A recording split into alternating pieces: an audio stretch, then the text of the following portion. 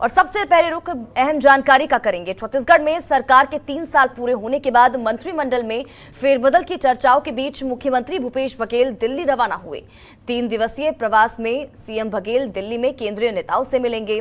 इसके बाद वो उत्तर प्रदेश के चुनाव अभियान में शामिल होने के लिए लखनऊ रवाना हो जाएंगे। दिल्ली रवाना होने से पहले स्वामी विवेकानंद एयरपोर्ट पर मीडिया से चर्चा में मुख्यमंत्री बघेल ने कहा कि आला कमान से मुलाकात का समय मिलेगा तो मंत्रिमंडल बदलाव पर बात होगी।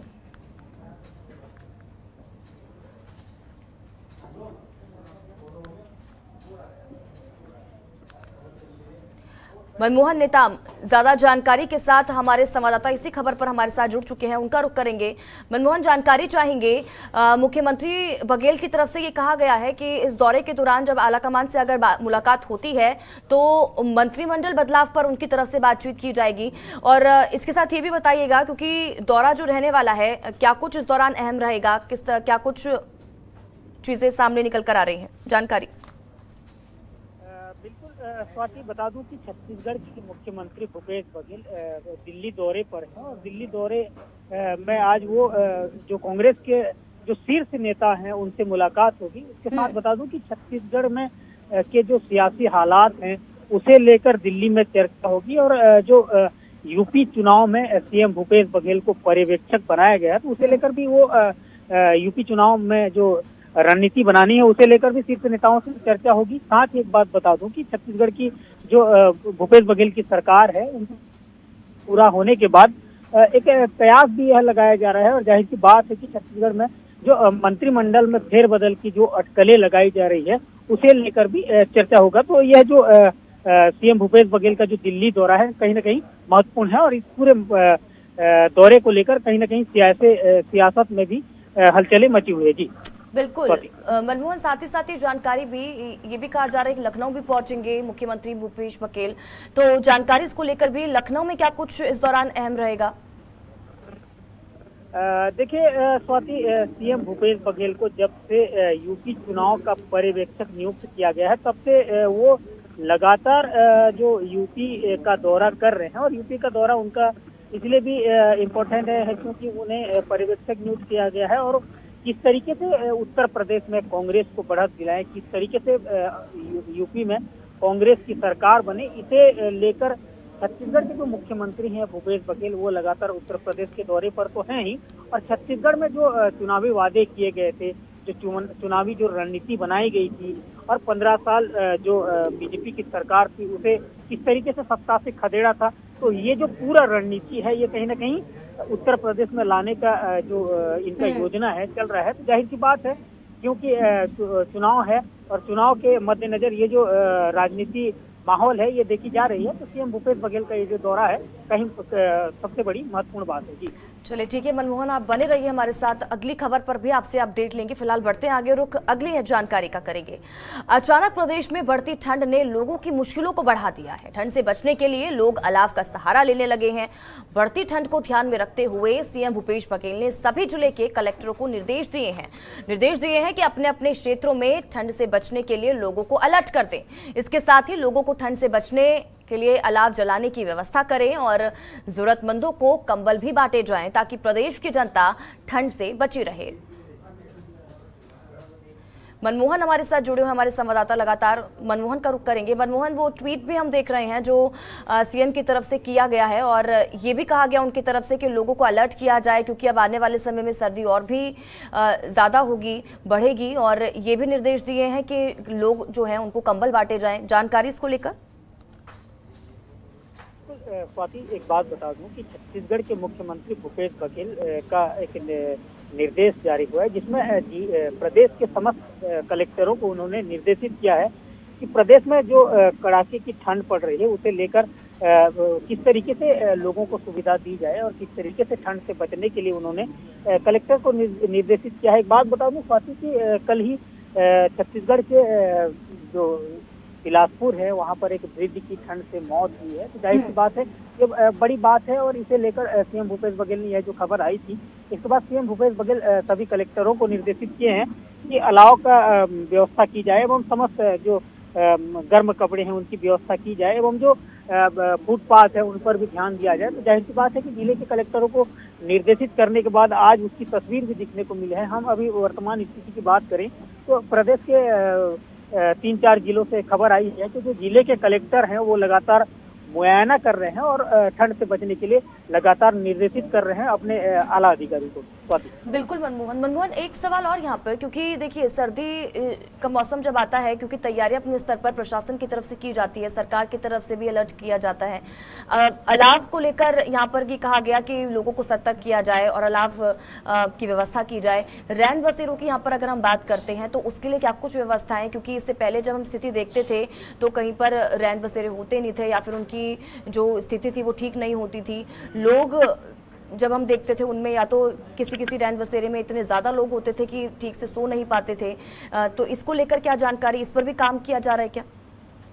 बिल्कुल स्वाति, छत्तीसगढ़ के मुख्यमंत्री भूपेश बघेल ने जब पूरे कलेक्टरों को निर्देशित किया तो उस निर्देश में एक बात और भी बता दूं कि जो प्रदेश भर में जो रैन बसेरे हैं, रैन बसेरों को दुरुस्त करने के साथ जो बाहर से जो मजदूर हैं, जो श्रमिक हैं, उनके रहने बसने के लिए वो व्यवस्थित करने का भी बात कर रहे हैं। और जाहिर सी बात है कि जिस तरीके से अभी प्रदेश में कड़ाके की ठंड पड़ रही है और शाम ढलने के बाद जो चौक चौराहे हैं वो कहीं न कहीं वीरान छाई हुई, तो ये जो ठंड है, ठंड से बचने के लिए सीएम भूपेश बघेल ने प्रदेशवासियों को भी उन्होंने बात कही है कि वो ठंड से बचने का उपाय तो करेंगे ही, लेकिन जो कलेक्टर हैं, कलेक्टरों को निर्देशित किया है कि ठंड से बचने के लिए अलाव के साथ जो गर्म कपड़े वो अन्य व्यवस्था के लिए उन्होंने साफ निर्देश किया है।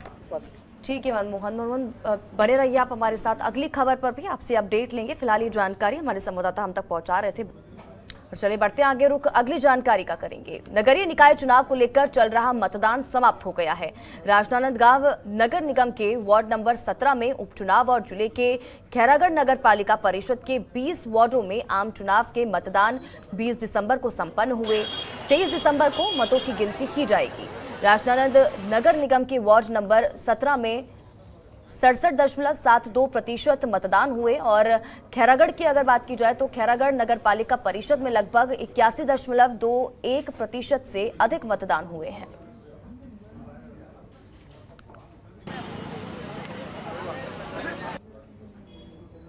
आज नगर निगम राजनांदगांव के रिक्त जो वार्ड था, वार्ड क्रमांक 17 तुलसीपुर, यहाँ उपनिर्वाचन शांतिपूर्ण संपन्न हुआ है।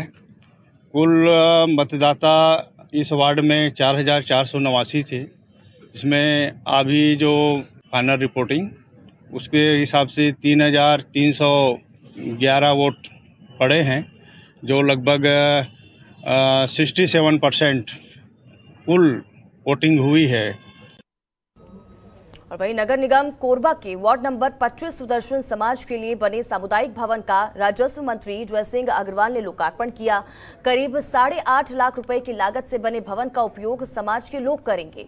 इस दौरान मौके पर मौजूद लोगों को संबोधित करते हुए राजस्व मंत्री ने कहा कि कोरबा के विकास में फंड की कमी नहीं आने दी जाएगी।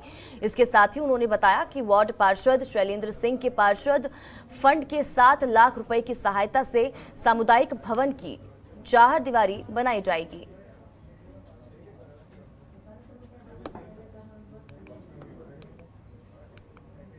बात है कि आज सामुदायिक भवन का लोकार्पण हुआ है और इसका विशेष तौर पे जो उपयोग है वो सुदर्शन समाज के लोगों के लिए इसको बनाया गया है। तो आप लोग इसका उपयोग करें।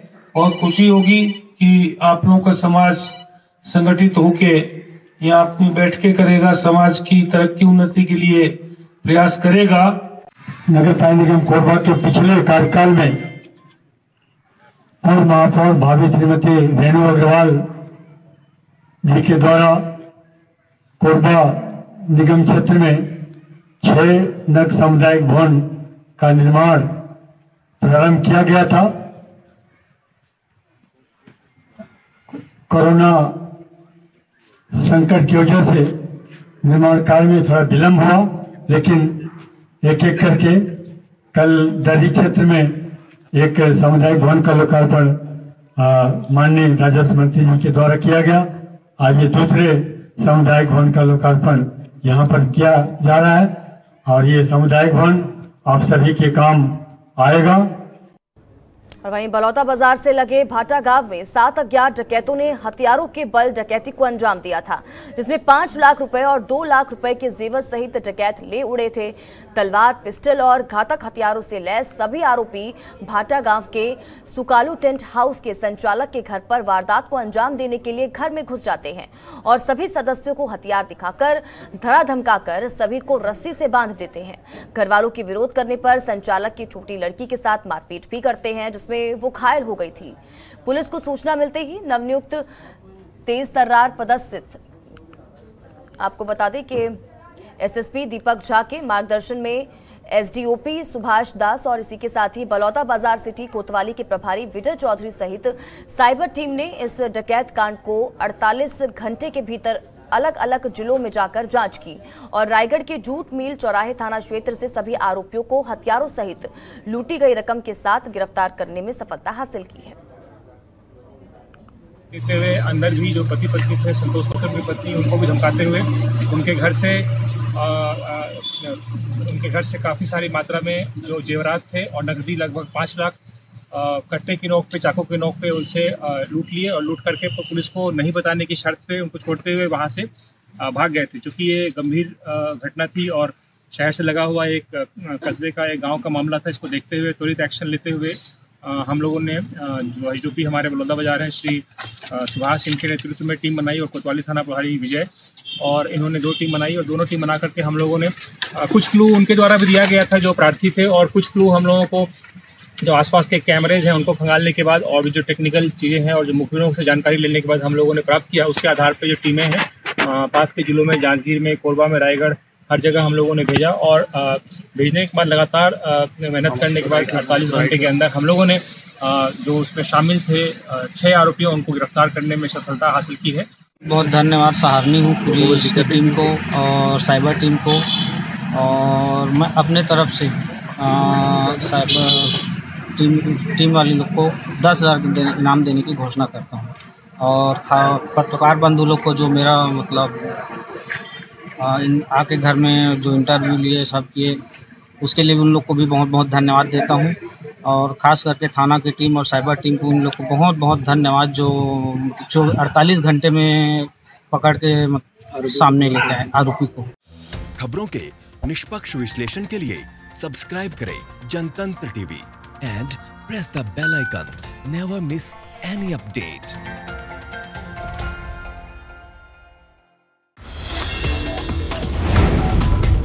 Download the Janatantra TV app, available on Google Play and App Store. Download it now.